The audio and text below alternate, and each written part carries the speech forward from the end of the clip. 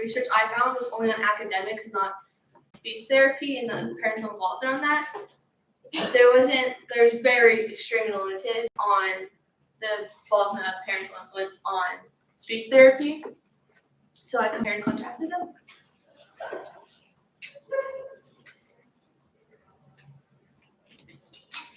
Background knowledge is speech therapy is the practice of saying certain sounds, learning to tell when it sounds correct or wrong, and practicing sounds and sentences building up from there. The definition of speech disorder is an impairment of the articulation of speech sounds, fluency, and/or voice. The speech treatments are speech therapy, AAC devices, and physical exercises, also known as OT and PT.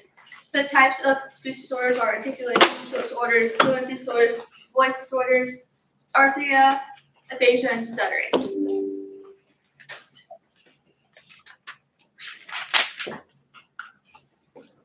So let's define parental support. It's the way parents choose to raise and educate their children. Family plays a crucial role in shaping one's personality and fulfilling functions. Children mimic parents. It's like a mirror. Your parents are your biggest influencers, so whatever they do, you're going to do and mimic. Parents are the most important influencers in a child's life. So my hypothesis, I was bouncing back and forth at first, but it ended up as I thought that parental influence will positively benefit kids throughout their speech therapy journey. My expected outcomes were that kids will benefit by parental involvement in speech, will increase and their language be more broad and expanded. So my method was I found a bunch of articles on different aspects, and then I compared and found and analyzed them. So I found some articles on parental influence, some on speech therapy, some on academics, and other aspects, just music and how when parents were involved, how there was benefits and drawbacks. And then I compared and contrasted. I was like, okay, so what are the benefits? What are the in-betweens? Why is it benefiting? How is it going to benefit? So then my participants, as I said earlier, was children in primary to secondary school, because elementary and high school, there's really important in the articles. So my research began I researched impacts of parental support on kids, and then moved on to comparing and contrasting and supporting. And then I started analyzing. I was like, okay, what are these drawbacks? What are the pros? And I found the result of overall that there was a majority of them that was benefiting. So my design of it was at first deep dive was on the speech therapy, treatment, and parental backgrounds. So then my second deep dive was the benefits, and my third deep dive was the drawbacks of parental involvement. My fourth deep dive was the neutral effects, and there's some but not many neutral effects. Like the parents would be involved just enough, so I was like, oh, okay, they're not failing, but they're doing good. They're not slacking, but they're just enough to be average. And the participants pool seemed to be broken up into different dynamics, as parents were highly involved or too much involved. And then there was the medium level where they were involved, and then there's just nothing not involved at all. Assessment. So my three main quotes I found in my research that really justified my hypothesis, and where the first one was the importance of considering multiple interpersonal relationships simultaneously to heighten adolescence and academic performance. This shows that when you have a relationship with someone, their support will benefit you. It helps them grow, and you mimic your friends. You are whoever your friends are. It's like the mirror effect. You are whoever you hang out with, and your parents. Your parents are in your lives. They will benefit you. The second one that really was very important in my research was parental involvement to sustain students' engagement in music, learning through positive tactics such as attending instrument classes with their children, occupying them to practice, and helping them recall lesson materials. So without parent in their classes, okay, what did you learn? You're not recalling anything. So the more you practice, the more you're recalling it to tell it to your parents. and the more good you have your parents, that means you're practicing it, repetition.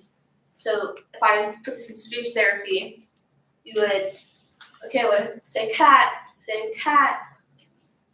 and then they'll get cat after a certain amount of time.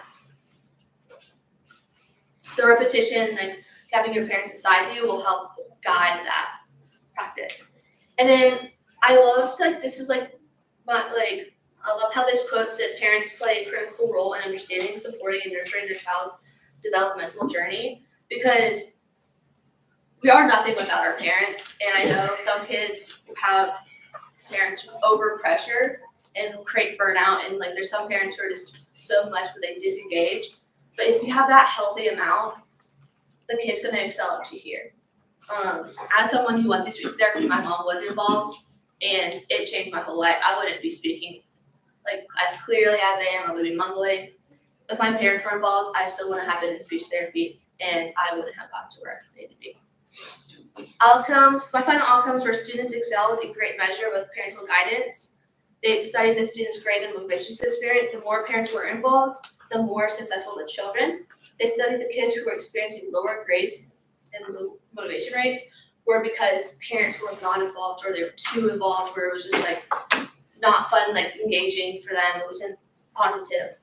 The study also determined that some instances the parental influence might be less involved, just involved enough just to make neutral results where they were just average, and then like weren't like excelling, but they weren't been having like low scores. And I liked how up here, these two graphs shows that this is about the attendance. So when the parents are not involved, the students tend to withdraw from therapy in school. And here it shows that parental support were higher in class and lower. Well, they were lower in class, higher class, and then online. And then we can see that the pressure the parents gave made it go lower in the parents' involvement.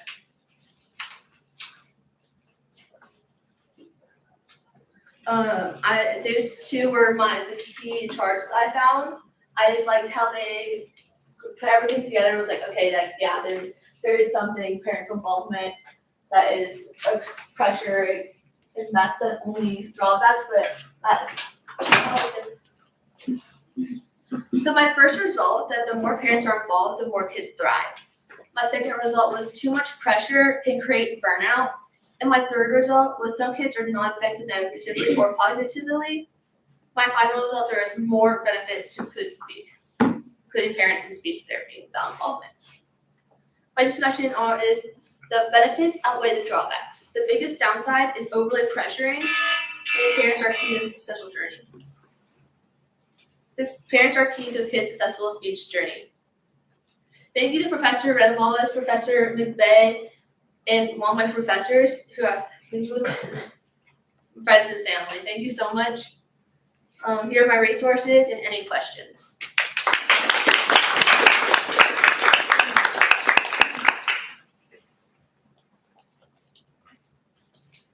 Hello. Back to the chart.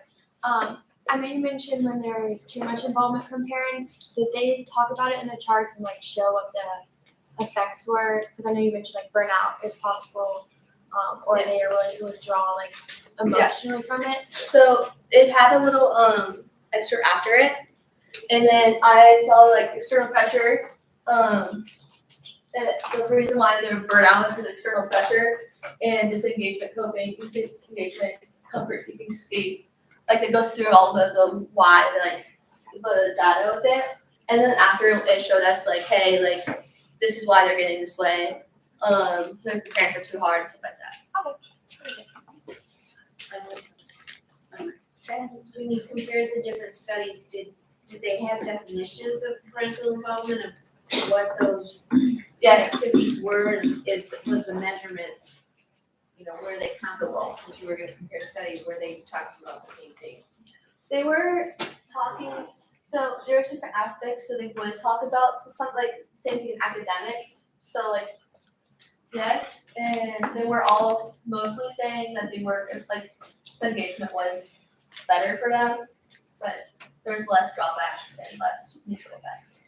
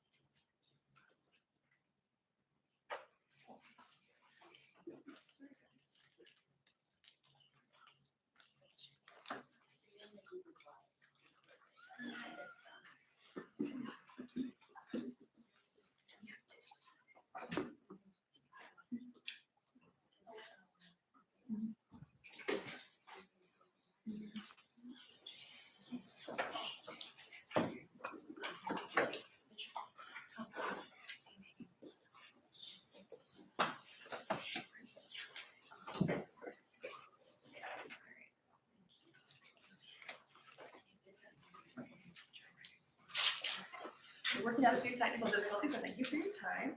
Our next student is Madison Taylor. Madison is majoring in communication sciences and disorders with a minor in neuroscience. She's from Seminole, Florida, and has been at SEU for 2 years. While at SEU, she's served as a residential mentor for our SEU Link post-secondary transition program. She's been a clinical SLP intern at Pathway School of Excellence and a student leader for campus outreach. And after graduation, she plans to pursue her master's in speech pathology at the University of Central Florida in the fall and seeking to glorify God through her career as a student and a future clinician.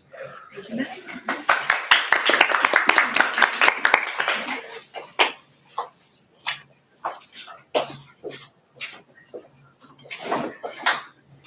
Okay, good morning, everyone. Thank you for coming. Like you said, my name is Madison, and I'm excited to present to you today my research proposal concerning nutrition, exercise, and the effectiveness of speech therapy in post-stroke aphasia.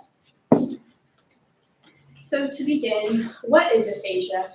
Aphasia is a neurodegenerative communication disorder that often presents after a stroke that's caused from neural damage to major regions in the brain that control language. So those include Wernicke's area and Broca's area, which are pictured on this chart. So Wernicke's area is located in the temporal lobe, and it's critical for receptive language. So when someone's talking to you, being able to understand what they're saying, being able to read, taking in communication and language. And Broca's area is located in the frontal lobe, critical for expressive language. So being able to generate speech, write, and express your own thoughts and ideas. And like I said, it is oftentimes the result of a stroke, and it has a major impact on a patient's ability to just communicate and interact with their surroundings, which can be a very frustrating experience. So some statistics, 21 to 38% of stroke cases result in aphasia, so there's a very large population. 2 million Americans are currently diagnosed with aphasia, and an additional 180,000 are diagnosed annually according to the National Aphasia Association. So we're dealing with a very large population, and aphasia has a very large impact on the quality of life for patients, so this is very important to study.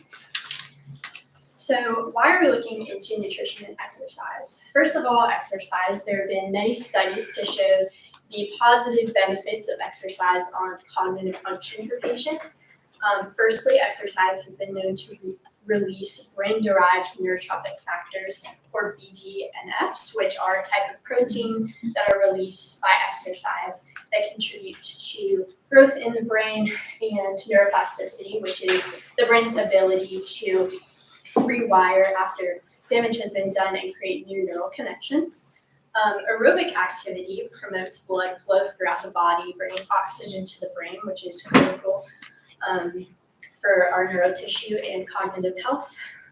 Exercise promotes neural connections in the hippocampus, which is crucial for learning and memory, both of which are very important for patients to be able to interact with therapy material.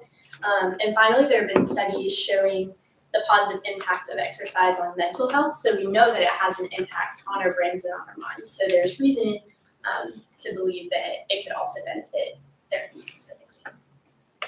And nutrition. So we know that the human brain requires a multitude of vitamins, nutrients, antioxidants, and many other things to stay healthy and stay functioning.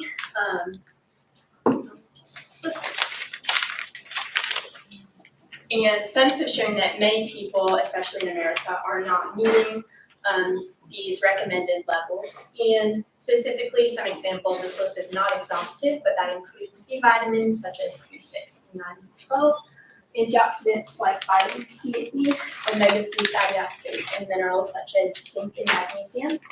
And overall, the research that I did led me to wonder if nutrition and exercise could have a more direct impact on patients' ability to react with therapy or interact with therapy material, engage with therapists, and ultimately contribute to a more holistic recovery.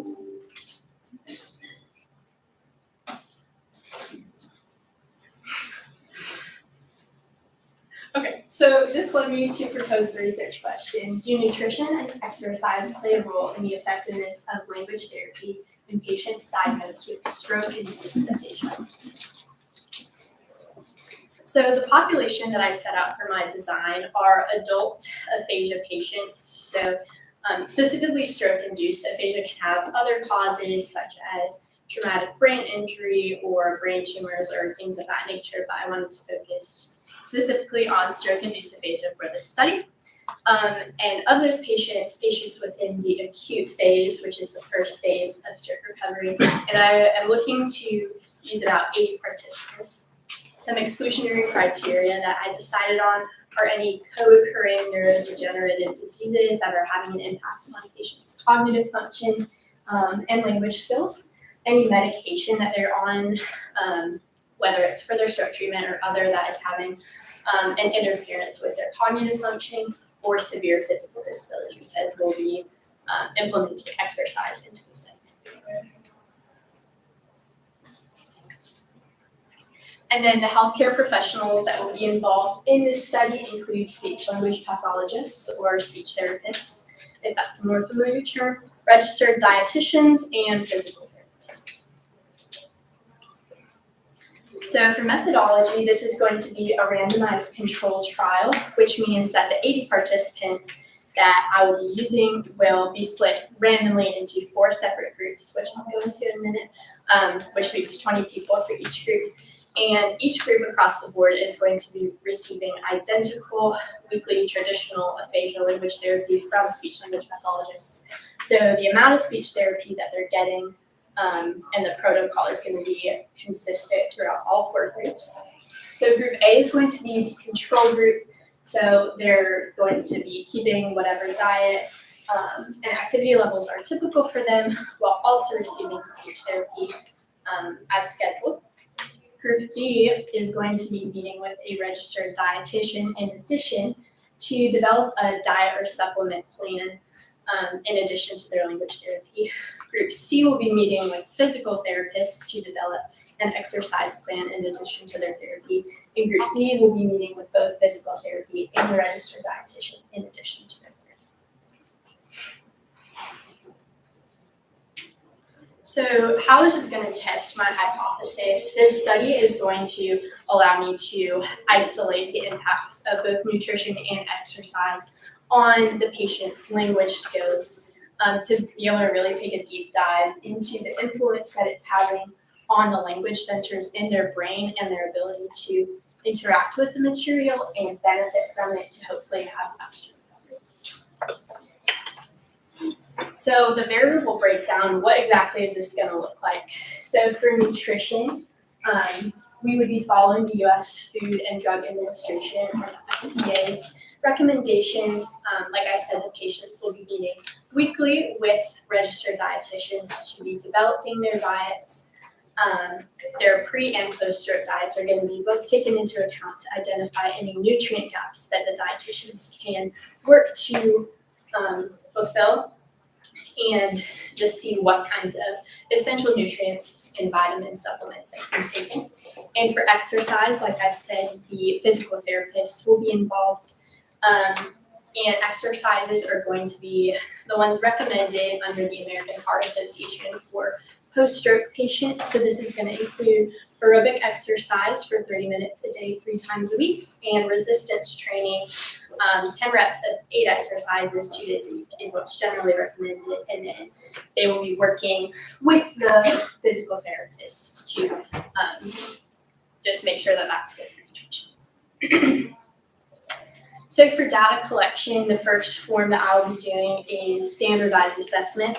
And I've selected 2 different assessments to use for this. First being the Boston Diagnostic Aphasia examination, and secondly, the Western Aphasia Battery Revise. So these are both different, just comprehensive assessments that speech language pathologists can use for patients to assess where their language skills are at. And it goes into all separate types of language in many different areas, so they're able to really pinpoint where they're at. And this is going to be taken at a baseline, so at the beginning before the start of therapy, again at 3 months, and then again at 6 months to be able to see any progress that's occurring. Secondly, I will be having each patient undergo an fMRI, or a functional magnetic resonance imaging. So this type of imaging of the brain is basically going to show changes in neural composition, and while a patient is doing a therapy activity, it will show the regions of the brain that are being activated in these pictures. So in this example, up top, but that is Broca's area, and then, which is important for expressive language, and then Wernicke's area at the back, which is important for receptive language. So these are just going to be important to show any changes in neural activity throughout the study. So to keep track of data, I'll be keeping the results, including the aphasia quotient score, which is from the standardized tests, and the fMRI activation scores in a table like this, the averages for each group at each time period, and then I'll be using a data analysis method called ANOVA, which stands for analysis of variance, to just see if there's any significant variance in the studies that will say whether this worked or not. So projected outcomes, I'm hypothesizing that both patients with a nutrient-dense diet and patients who are meeting with their physical therapists are going to be better able to engage with the therapy material, and therefore will have a faster recovery. And that both of these factors are going to positively benefit the patients and their cognitive function. So why is this significant? This study and the results found from it would be huge for the areas of speech language pathology, but also nutrition, physical therapy, neuroscience, and many other fields, because it is an interdisciplinary study. It's a holistic approach and can be empowering for patients who are generally in a very frustrating time in their lives. Communication can be really tough, especially when it comes to interacting with others and not being able to express your own ideas. So it's really good for patients and just improving their quality of life and confidence. And it can also prompt further research on more specific exercises and more specific nutrients, and kind of further break down that and apply it to not only aphasia but other neurodegenerative diseases. So first, I'd like to acknowledge Jesus Christ, who is my Lord and Savior, and He has truly carried me throughout my whole life, and especially these last 2 years at Southeastern. Also, my family and friends, my parents are here, so that's amazing. And then all my awesome professors at Southeastern. Here are my references. Thank you.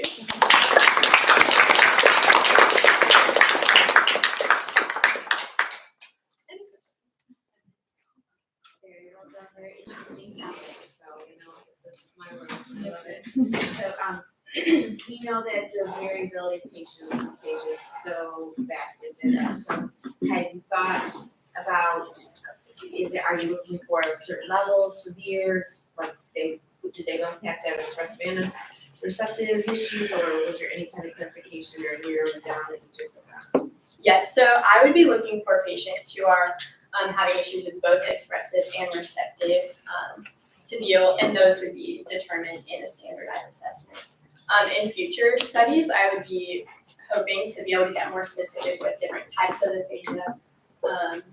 But yeah, for this, I would be looking for expressive and And second, you know, the Boston and the Minnesota and Boston those are both really extensive, comprehensive batteries. Are you gonna do both on all patients, or you do some one battery and some the other? I was planning, so it was a Western aphasia. Yeah. I was planning on doing both, but yeah, I was planning on doing both for each patient. Because then your quotients just, if you're just putting one quotient in there, it would be different, you know, you'd have to have two, just something to think about. Yeah, you're right. I would probably on this table that you're referencing add another column for like each test. Yeah. And my last one, sorry, this is my like world, so, we know that they're meeting with those professionals each week, PT meeting with, the dietitian. That doesn't necessarily guarantee change in behavior the rest of the week, especially with the nutrition stuff. The PT could see them do the exercises and things, but, have you thought about that? Like, is there any way of accountability for what they are actually eating throughout the week? I honestly hadn't thought about that. That's a really great point. I would hopefully maybe look to or like family involvement if that's an option, or yeah, things of that nature to be able to make sure that they're sticking to it. Good job. Any other questions? Okay, thank you.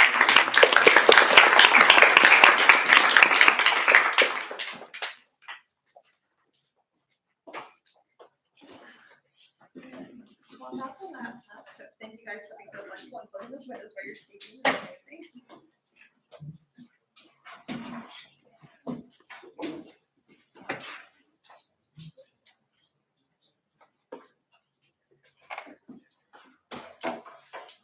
While she does that, I'll announce our next student. Up next, we have Madison Voss. Madison is majoring in communication disorders.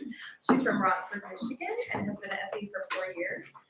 While she's at SEU, she says she's part of Michelin, which is our competition, the president this past year. She also is an honor student, and after graduation, she plans to pursue the master's in technology. So, Madison and Madison.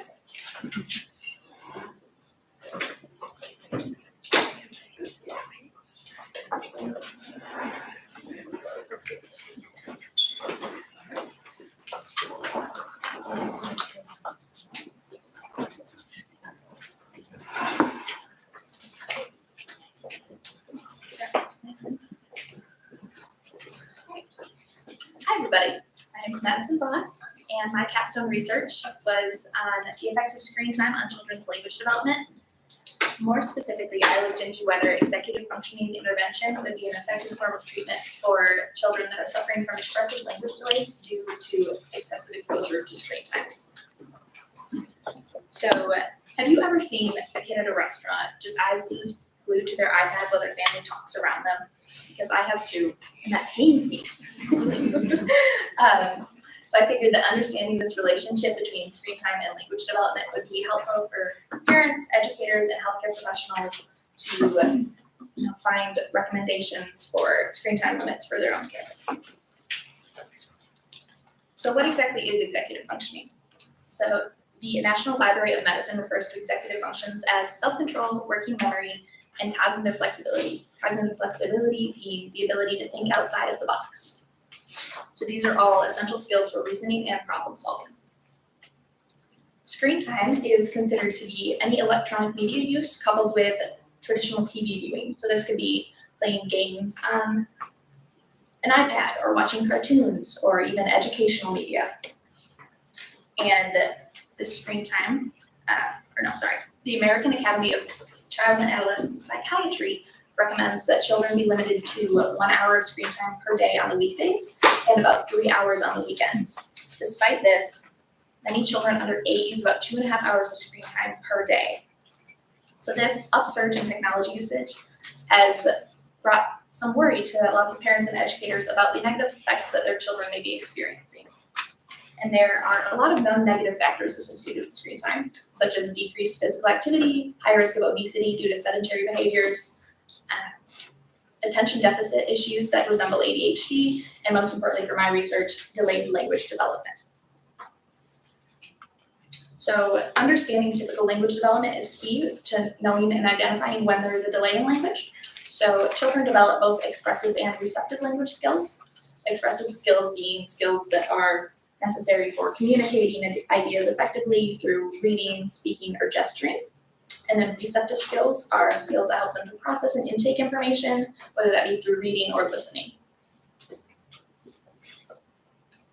So the study that I plan to conduct will involve children ages 3 through 7, and these children must have a reported screen time greater than 2 hours per day, and they must also have a reported undiagnosed speech or language disorder.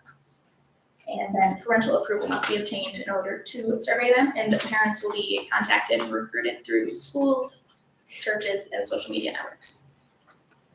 Some exclusionary criteria, so kids that will not qualify are children that are outside of the age range of 3 to 7, children who are reported to have less than 2 hours of screen time per day, and children with a prior diagnosis that affects the way they acquire their language. So I will be collecting data through 3 primary methods, those being standardized assessment, observational analysis, and intervention.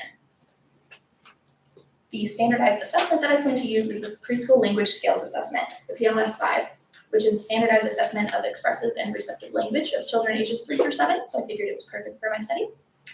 And this assessment is scored on a typical bell curve with normal limits ranging from 85 to 115. So children that score under 85 will qualify for the intervention plan. Secondly, the observational analysis will consist of collecting and analyzing a language sample.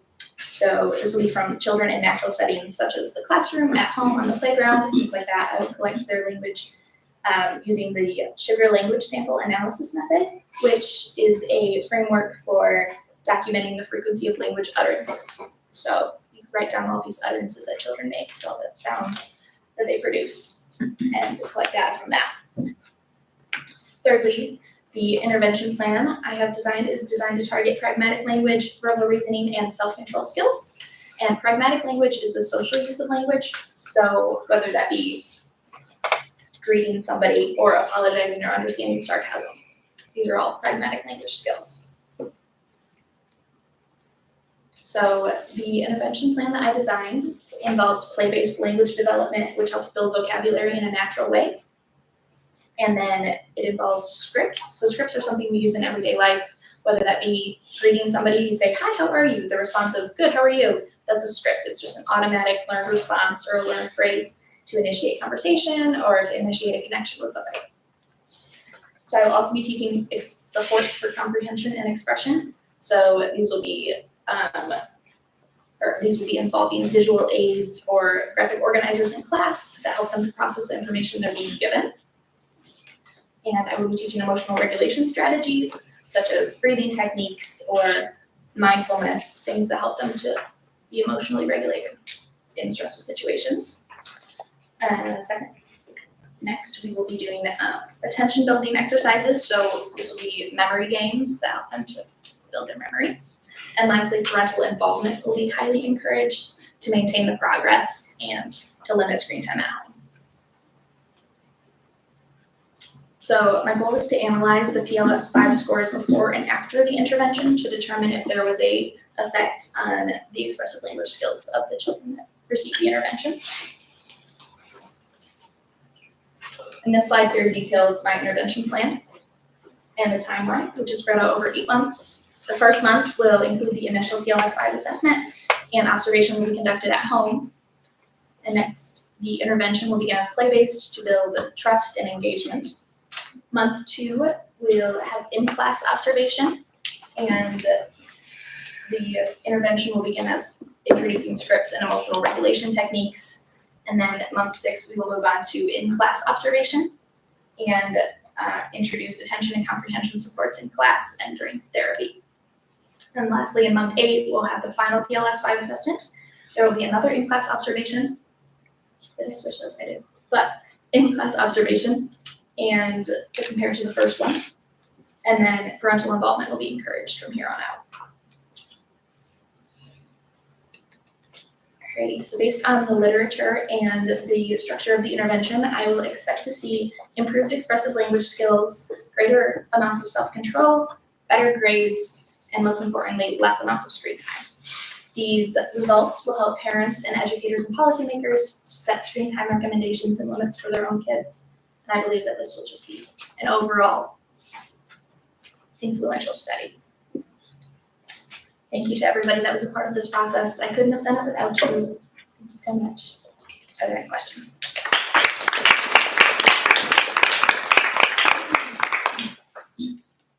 I have questions about the intervention variables. Yes. Can you, that seems like it's very, you covered a lot. Yes. Do you feel like if you had to narrow it down, which ones do you like, based on what you read, and so what would be the most important ones to measure? The most important. I think that in regards to the expressive language deficits with screen time, definitely play-based language development, just so they can build their vocabulary so they have more words to pull from in regards to expressive language. And then probably scripts, so they have, methods of, pulling words from, again, just because the expressive language is what suffers. Makes sense. Yes. How are you monitoring screen time outside of school? So I can't regulate it necessarily, so it's more of just a parent. Like a parent's like survey or something would need to be a Yes, factor. absolutely, yeah, parent And survey focus is around needed. this. Right, and then just parent reported screen time during the treatment, and Again, I would kind of was referred like there's so much, like yes, really yeah, to there's be a able lot. to measure and have valid research, probably need to just fine tune it. Yeah. A little bit more, but, and then who's reporting it? You said how reported undiagnosed SLP diagnosis. Yes, So is this just the parents feel like it, or? yes, either parents or teachers notice some delay, so they've been, recommended for observation or assessment, Gotcha. but they haven't gotten to that point yet. Yeah. I'll do my best. All right.